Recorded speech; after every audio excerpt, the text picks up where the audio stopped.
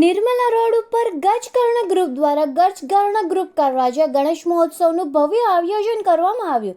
ગઈકાલે આયોજકો દ્વારા નાસિક ઢોલના ગાજતા તાલે ગણપતિ બાપાની આરતી ઉત્સાહભેર કરવામાં આવી હતી। આ પ્રસંગે મોટી સંખ્યામાં રાજકોટવાસીઓ ઉપસ્થિત રહીને બાપાની આરતીમાં જોડાયા અને આનંદનો માહોલ સર્જાયો। ગણેશ ભક્તોએ ભક્તિ ગીતો ગાઈ બાપાના જયઘોષ કર્યા હતા। સમગ્ર વિસ્તારમાં ઉત્સવની ઝાંખી અને ઉજવણીનો રંગ છવાયો હતો। ગજકર્ણ ગ્રુપ દ્વારા ખૂબ જ અનોખું આયોજન કરવામાં આવેલું છે। અલગ અલગ થીમ રાખેલી છે। વિવિધ પ્રકારના કાર્યક્રમો પણ કરવામાં આવે છે। દર વખતે પાણીપુરીની સ્પર્ધા છે, લાડવા સ્પર્ધા છે। ખાસ કરીને ગરબાનું તો ખૂબ જ અમને મજા આવે છે। ગરબાનું આયોજન કરવામાં આવેલું છે।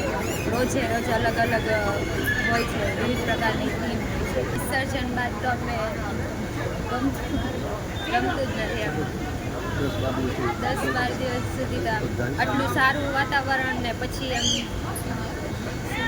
શિવલિંગ બનાવેલી છે।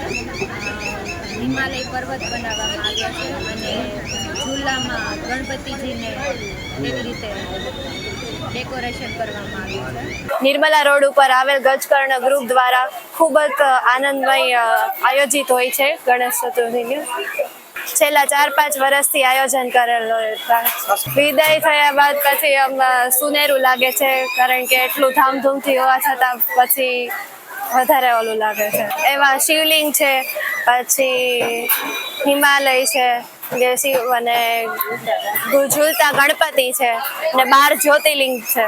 ખૂબ જ સારો મળે છે આ ટાઈમ। વધુ માહિતી માટે બન્યા રહો રાજકોટ કી આવાજ ન્યૂઝ સાથે।